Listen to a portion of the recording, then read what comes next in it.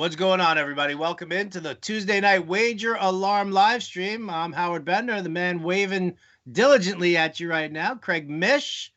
We take a look at the lines every Tuesday night, looking ahead to week 7, but of course we have to take a look back at week 6 and say what happened. And Craig, 3-2 this past week. We were 3-0 after the early games. And then we got, Green Bay. I don't know what that was. We got beat bad. We got Packard, and then we got the Cowboys. We just got Dallas. What in the world happened? We were 3-0 going into the late games. So good. And then nothing. What happened? Nothing. I mean, I felt so good. Like every pick we talked about was going well. Even the picks we didn't use looked good. I'm like, we are going 5-0. Packers are up 10-0. I'm like, wow, we're going to win that one too. And we did not. And then Dallas was probably the worst pick of the year. I think that was the worst pick of the year. Is there an argument for any other pick that we've had that's been more off? No, right?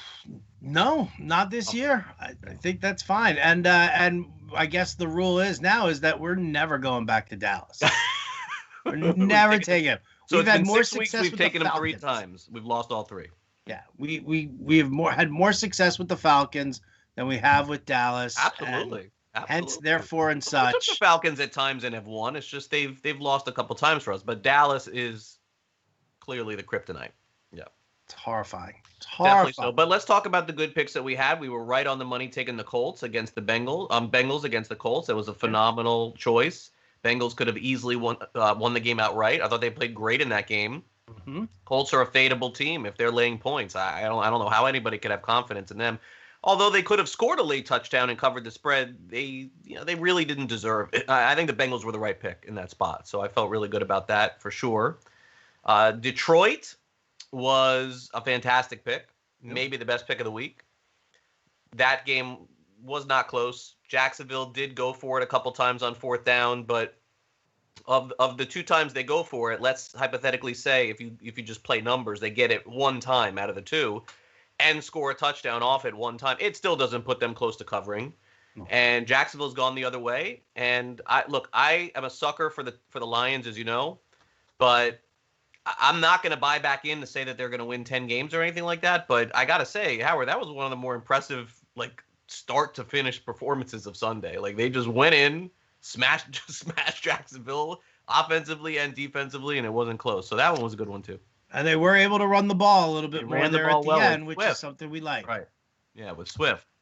Yeah. So which honestly leads me to what were you doing the first 5 weeks? I mean, seriously, why didn't you play that guy? I mean, to me, he was we talked about this. He's my favorite running back coming out of the draft. I was shocked that they didn't use him as much, but okay. So that was the second win. And the third win, it's escaping me at this very moment. Because I'll tell you what, Craig, 66.7% of the time, it works every time. That was the easy one. It was. Listen, look, not all trends work all the time, and this one certainly. Look, if you think about it, the next time a coach gets fired, if we go with the team and they end up not covering, we still won 2 out of 3, which is 66%. 66.7%. So the reality is 2 coaches got fired this year. 2 times the team came out the next week, and 2 times they played their best football game of the season. Not close. Houston definitely played their best game of the season. They played well against Tennessee, but 2 weeks ago against Jacksonville, that led to a win. And then is there any doubt that Atlanta played their best football game last week? I don't think. I mean, I know Minnesota's playing horrible, but I mean, Atlanta just smashed Minnesota in the mouth. I would say Atlanta. You know what I would say, Howard? I would say Atlanta's a better team than Minnesota.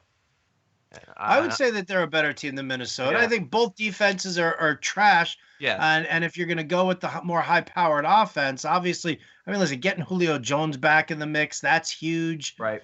Calvin Ridley, solid. They got Hayden Hurst involved again. Even Russell Gage was involved in that passing attack up and down the field. So it just felt good to have them locked in like that. And yeah, the way it started, I mean, 3 early interceptions for Kirk Cousins. I mean, yeah. That's a fadeable character too in Cousins. Made me happy. So, by the way, your DFS guy scored too. Did you do well on that lineup? The Washington lineup? I remember you mentioned him last week. Which one? I Oh, think you James said Washington? yeah, he scored. I couldn't He believe that. he did. He was just fine. The problem was that Pittsburgh just didn't throw in that game. Big Ben was They didn't not. have. No, they didn't have to. So yeah, that DFS lineup did not take. No. Okay. And I I think I didn't win also any had a money this little week either. Marvin Jones in there too, and that Oh, just right. Yeah. that didn't feel Galladay is good. the guy there. I mean, that's. Yeah, thank you. Yeah. Is he? Thank you. He's really good. I'm going to turn my air down a little bit.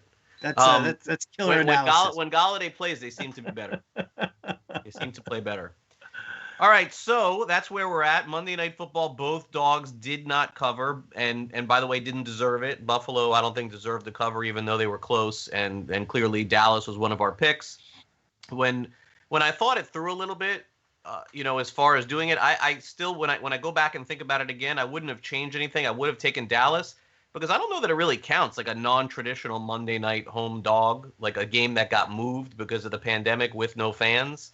So even though the home dogs were 0-2, like I don't know if I feel bad or even good about that. I just think that home field advantage in the NFL this year is like supremely overrated. It doesn't feel like there's any significant advantage this year to playing at home, at least with no fans thus far, from what I've seen. So. Yeah, even with the ones that are allowing 25% capacity, I mean, you can tell it's not the same. It's definitely not the same. And a lot of unders hit this past week. I think the unders were 10-5. Yeah. So that's the first time we've seen that, and the dogs did bark pretty hard this week too. So that's going to be a trend. It can't keep up all season long with the favorites and the chalk covering. So that's where we're at there. So I guess let's take a look at some of the early lines for the week, and there has been a lot of shifting in some of these lines this week, more than usual. And I guess because there's 2 games Monday night and the 4 teams involved, and that probably has something to do with it. So I don't think I have a strong opinion here necessarily, but the Giants, to me, are, they won last week. They didn't cover, but they are a really good team against the spread. I don't trust Philadelphia at all, but the line was really juicy at -7. It's down to 4. Philadelphia's only 4 now. And I guess if I had to take a side here, Howard, because we won't talk until Saturday, I would take the Giants in this game. I would take the Giants, and they've shown the ability to keep the game close and cover. I'm not going to go against that. Yeah, I hate this game. I really do. Terrible. Terrible. Yeah, I mean, it's just, when you look at what the Giants have on offense, it's really, they've got some weapons, but that line is just so bad that Daniel Jones has no time to throw. They've got no time to get set for a run. And it's brutal. Now, the fact that they're going up, that they don't really have a pass rush, makes me less concerned about the Eagles and their offensive line issues that they've had as well throughout the season. I mean, if I had a lean, I would lean the Eagles. Okay. Only because I have much more faith in Carson Wentz chucking the ball around than Daniel Jones. And neither team really has any great ground game now that Miles Sanders is out as well. So. True. Let's just put that stink on the side. Okay. And thankfully abandon the Thursday game. Let's start with some of the early games on Sunday. Green Bay. How about Packers -3.5 over the Texans? Yeah. Look, Houston's defense is if not the worst in the NFL, one of the worst. The line is moved from -3 to 3.5. I think the Texans are kind of sunk at this point. So if I had a lean, it would be taking Green Bay. But I never really feel like I have a good lean on them. Like, I don't know, for a read on them. For some reason, I don't feel like I'm ever right with Green Bay. I don't know. What do you see in this? Well, Green Bay's been good to us this year, with the exception of this past game, which was just terrible. That's true. We've taken Green Bay for some reason, I don't have a good sense with them. But look, they won and covered every game up until now, so you didn't really have to have a sense. You just plug and play. There you go. So going up against Texans in that lousy offensive line.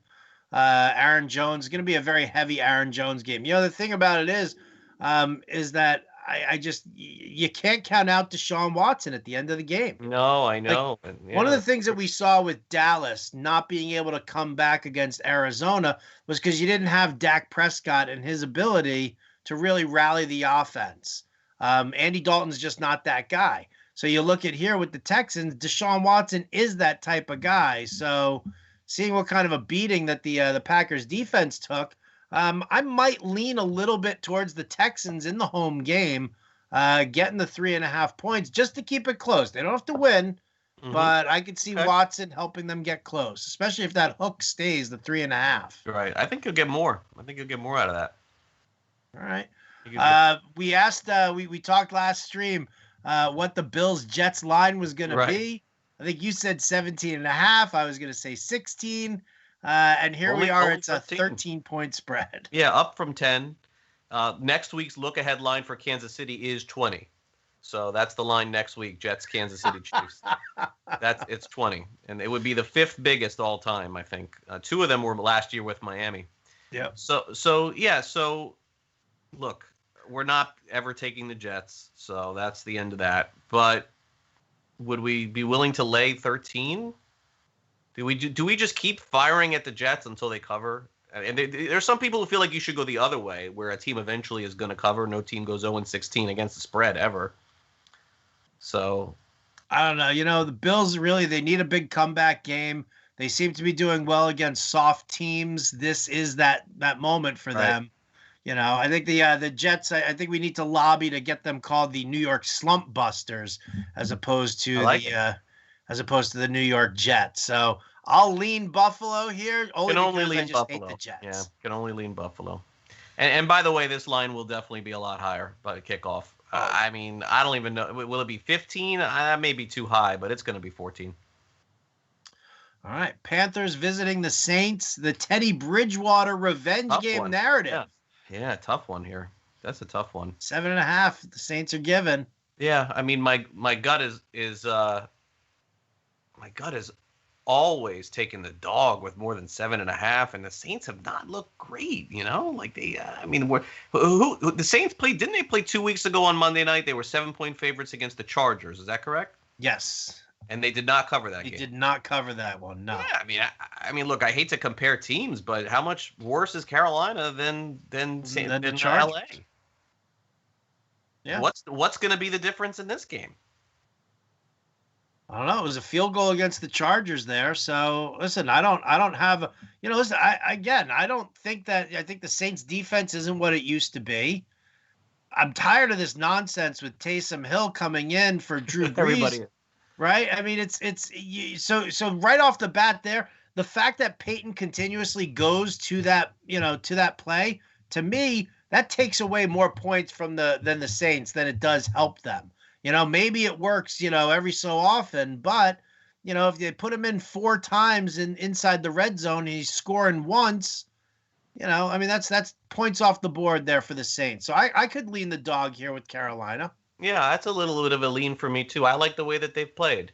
And I know they didn't play particularly well last week, but at some point, and I know the Bears on paper are 5-1, and everyone's like, they're paper 5-1, and I get that.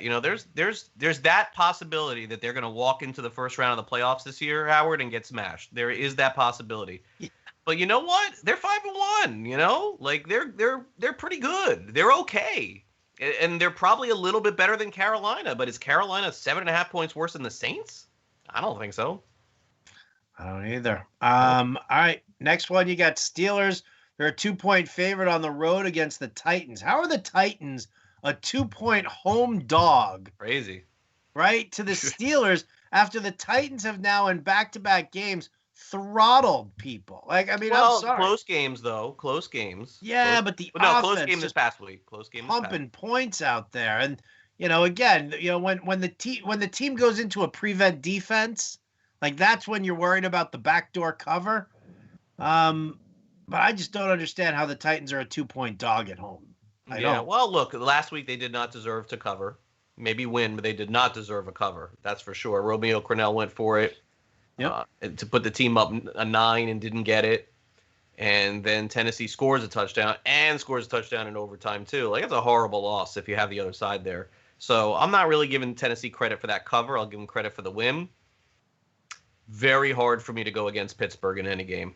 Very hard based on the way. I mean, is there a team playing better than them? I don't know. So for me, it is a pass. It is. They really haven't looked that great. But they keep winning. They keep winning. Yeah, that they do. And this guy Claypool is a game changer, I think, for them. That's a weapon that I did not anticipate. Watched him play a ton at Notre Dame.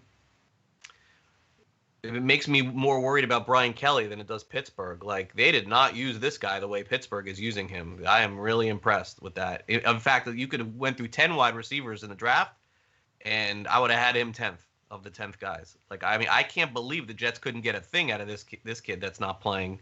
And Claypool's better. Wow, like that's surprising to me. I mean, Claypool was great in the end zone. Like Notre Dame would just throw him passes in the end zone. He'd reach up with one hand and catch it. He's 7'9", dude. Yeah, but that's all they did with him. They never used him in the slot. like Pittsburgh is just a very well run team. They were very he's a hybrid tight end wide receiver type player, and they're getting all of that. Who's like the comp on him? Who's like the comparison to him? Like that kind of player you've seen in the past. I don't even. Somebody that big, tall. I like doing Anquan Bolden. But Bolden was definitely a much better receiver. I mean, he didn't have the size that Claypool has. Claypool's a giant. Like he's the size of Evan Ingram. John, if he's only as good as Evan Ingram, then I got that completely wrong. I'm trying to think of he's not like Terrell Owens was faster, right? Like that's a bad comp, right? Yep. Yeah. Like I'm thinking of a big wide receiver, but that I don't know. Herman Moore. That dude was a disappointment. He's great, Herman Moore. Are you kidding me? All right, let's move on. Okay, I'm a comp guy, if you hadn't noticed. All right, so 1 o'clock Eastern, we have the Lions and Falcons. What? Browns Bengals. You missed Browns Bengals. Okay, my bad. Come on, Browns Bengals. Browns Bengals. I feel like if the Browns didn't get blown out, they'd be much bigger favorites in this game. So the line is 3.5. There's going to be a lot of backing Cincinnati. I'll tell you my worry for the Bengals here is, Howard, you can't keep losing games without eventually getting to you a little bit. That's a little bit of a worry for me, is that, yeah, it's great for us that they covered, but I mean, they're losing kind of, the losing is now starting to pile up here a little bit. And if you remember, the Bengals at some point last year just started losing every game and not covering too. So I know they have Burrow. I know they could keep the game close, but I think Cleveland's a better team than Indianapolis, I think. Yeah. And I don't know. It's a pass right now for me on that. All right. I mean, listen, I'm fine with it being a pass for you. I would, here's the thing is that I think that they can have success. You look and see what they did. They totally got away from their ground game that they were going to do in week 1 against the Ravens, right? They were a disaster. What'd they do the following 2 weeks? They just, it was like they ran the ball 37 times and they ran the ball 35 times. And they dominated that way. Now they come off of a terrible game against Pittsburgh where, again, they weren't running like they did before. And I don't know, maybe it's because they feel like Kareem Hunt is a different type of back than Nick Chubb, and they can, get away with that. But I mean, against the Bengals here, I think that they go run heavy. I think this is the game where we end up seeing a decent mix of Dearness Johnson into the ground game. I hope so, man. And they hit hard with, Kareem Hunt first, and then let Dearness take care of it afterwards. But how do you explain him not playing at all though? The last couple, last week. Last week they totally, because they weren't on their game plan. You take a running back out of the game. Why didn't Alex Madison crush it against Atlanta? Oh, because Kirk Cousins threw 3 interceptions and they were playing from behind. But didn't Madison get a goal line carry? He didn't make the most of it? No. I mean, at that point, the dude hasn't seen any kind of volume. There's no rhythm that they're working in. But at least they're off their ground game. Something going. Dearness Johnson didn't even play. He got a Cam Akers line. Just DNP. All right, let's move on. Cowboys. Where do you want to go next? You want to go Lions Falcons? Let's go Lions Falcons. Yeah, Lions Falcons. Boy, this is the game that's going to make me a believer if the Lions win. I'm gonna believe they have a shot to hit that 8-win total if they win this one. Okay, is that your lean? Taking 2.5 points against the Falcons? I'm gonna lean Detroit. I think Detroit goes on a little run here. I'm going to be wrong for sure. But look, we have the ultimate game here of 2 teams that blow leads more than any team in the NFL. So someone's got to win, right? How about the total in this one? Am I seeing this right? 56.5? I know, right? Is this NFL? This is like college lines here. 56.5? Yeah. Wow. I mean, look at what the Falcons Vikings score was last week. I know. And the Lions offense is okay. I'm going to take Detroit. I'm going to lean Detroit. I'm probably going to use them again. I'm going to go back in on them. All right. Dallas, Washington. Oh, great. The line is trash. Dallas was -3. Look, it's -1. This is a rare week where, because of the Dallas public bettors, they're going to bet against their team, man. And Washington's going to get some love this week for sure. Washington will be a pick 'em or a favorite. After that, there's no doubt. That's an overreaction, though, probably. 47.5 is a total. I would go under. I think it'll be a low-scoring game. And again, Washington wins. It puts them in the mix for the playoffs, man. Like, they could win and go. They're 2-5. They're right there. As sickening as that sounds. So Rivera, I think, is playing to win and win 13-9 if he can. So I like an under here, but gosh, I am not taking Dallas. No way. Me neither. I'll lean on the under with you there. Yeah, I like the under a little.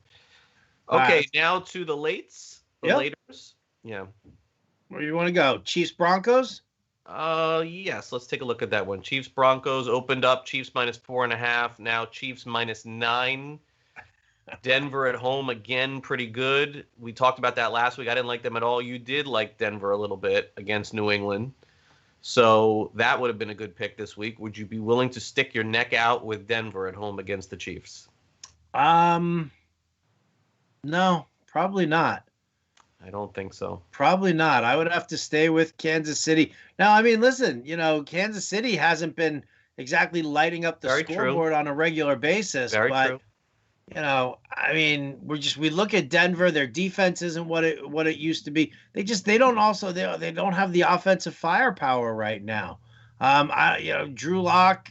Granted, this past week he was first game back from the shoulder injury. He was without Noah Fant, who was like a primary lean for him. But I just know Melvin Gordon. That situation is up in the air.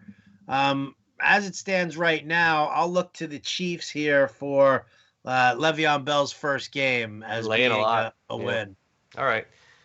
We got New England at home against San Francisco. Why did this line flip so much? It opened up with San Francisco even. Now New England is -2.5 in this one. I was pretty impressed with the way that the 49ers played. I thought they had a good bounce back there. I thought so too. And is Raheem Mostert being out? Is that really going to be that much of a flip there? Maybe it's just the idea that under Belichick they generally come back real strong after a bad loss. Maybe that's what it is here. And look, the part of it that makes you go against New England is the fact that Denver kicked 6 field goals. They're lucky they have this coach that just refuses to try to do anything good. Denver. So, if that guy was like any other coach, Denver probably would have scored 40 on New England. But he's we'll take those field goals. Keep kicking field goals. Take the points. That's a horrible coach, man. So, so one part of me says San Francisco played a lot better. The other part of me says you don't go against Belichick 2 games in a row like that. Usually he gets it fixed. So I guess Saturday we'll dive more into that one. Yeah, they only had we did hear all the Patriots excuses. Was there 2 practices in 2 weeks basically? Yeah, but Tennessee had none, so how'd that work out? All right, Seattle at Arizona. None that they were allowed. Seattle at Arizona. Seattle opened at 3. They're -3.5. Boy, I hate looking at all favorites. I feel like I'm leaning that way a lot this week. So I'm wrong. I'm off about something. So. Look, I am not going against Russell Wilson. I'm not doing that anymore. And it seems like the teams off the bye are doing well. Yeah. So it's either Seattle or nothing for me. I think, in fact, that this may be one that I like a lot because I don't believe in the Cardinals at all. Their wins are paper against Dallas and the Jets. Seattle, I think, should be higher. I think I'm going to take Seattle this week. What about this 56.5 over-under on this one, too? Well, at least they have one really good team of the 2 here. But do you believe anything you saw with Arizona the last 2 weeks? No, I don't. I don't. So I don't. All right, we got the Jaguars and Chargers. This line has crashed a little too. The Chargers opened up at 9.5, and Jacksonville is still getting 7.5. I don't think Jacksonville has quit. I'll tell you what bothers me. I like Jacksonville in this. But what bothers me a little bit is hearing the coach saying they may bench Minshew, and that would be a total disaster if they do that. That guy plays really hard, win or lose. And if they put Glennon in this game, the Chargers are going to blow them out. So it's a pass for me. I was really surprised to even see that. I saw that. Was it today or yesterday? I saw that as a possibility.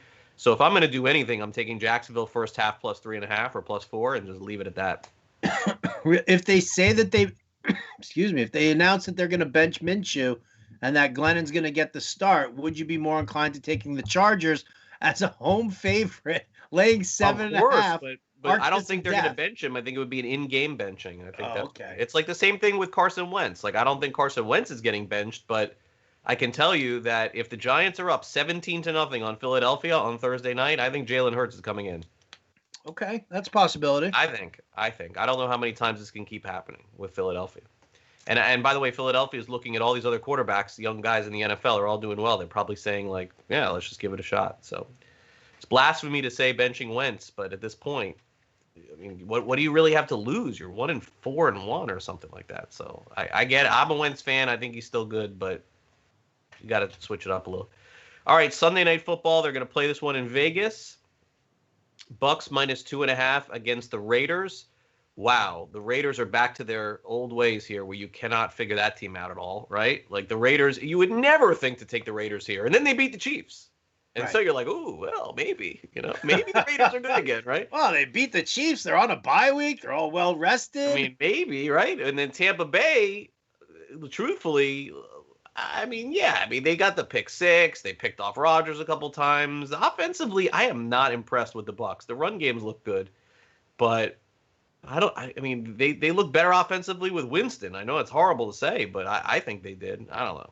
Yeah, maybe I'm crazy, but I think they look better offensively as well, though. I mean, again, Ronald Jones did look good. He's looked good. That is the Achilles heel of this Raiders defense. They can't stop the run. So, I mean, right now, again, I don't like, I'm with you. When you look at the Raiders, I mean, really, where are we? Very hard team to read. Is it going to, because that's the thing. Also, you got the Bucs who have a solid run defense.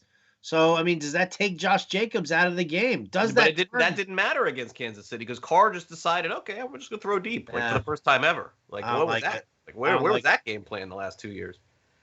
So it's a good game plan for that. All right, let's close it out with, we have Monday night too. Yeah, Monday night. Bears, Rams. Hey, they're 5-1. Come all in. Rams are laying 6.5. Now it's down to 5.5. Excuse me. I would lean Bears. In this game. Take the points. Yeah, I would lean Bears. I'm not convinced on the Rams. I am not convinced. I'm not convinced on the Bears either. But if I close my eyes and think about this, I see 21-17, 2 minutes left. Somebody has the ball, chance to cover, and I want the points in that spot. So, yeah, I mean, the Bears are 5-1. And the Rams, this is not like Bears at 4-2 team that's going to blow you out, I don't think. So, no. So my lean is toward the points there. So I've got to lean on the Bears for sure. I've got to lean on Seattle for sure, and then I got to lean on Detroit, and then I'll check back Saturday night. How about you? I've got a lean right now. How do I not take Buffalo against the Jets? I know it's a lot of points. I won't argue with it. I know it's a lot of points, but I mean, I won't argue with it. I'll lean Buffalo there. I will lean Browns on the comeback here, and I like your Lions call. I like your Lions lean as well. Getting 2.5 against the Falcons. I mean, again, I think that game, based on their defenses, could be a little bit of a coin flip, and that's one tomorrow that I'm gonna wake up. I always check the Super Contest lines. I think they come out at 4:00 Eastern. I'm going to wake up and see if that line in the morning is 3 and hope that we get a 3 because it's pushing toward 3. So if we could get the Lions and get that full 3, I really think that could be a factor. So love getting that field goal there. Well, there you go. Those are our leans. Again, what you can do is you can tune into Sports Grid on Friday. Craig, Mish, and I will be on there discussing more of our leans and the line movement as we've seen it there. And then, of course, here on Saturday, the Wager Alarm live stream, 8:30 p.m. Eastern. Craig and I will have our picks. We are back at 500 in the Westgate Super Contest. We get over that hump this week. Hey, we hit 55% at the end of the year. We're making money. So look it, baby. We're fine. We're right where we are, right where we want. Listen, we'd love to be above 500. I'm not going to be silly here, but the difference between $1 million and a few $100,000 and winning $10,000 is all we are is 1-4-1 or 5-0 week, and we are right there. We've just hung around. We're hanging around. Don't let those guys from Wager Alarm hang around. They'll beat you. We are. On that note, big thanks to John and Pemba for producing. As always, for Craig Mish, I'm Howard Bender. This has been Wager Alarm. We'll catch you next time.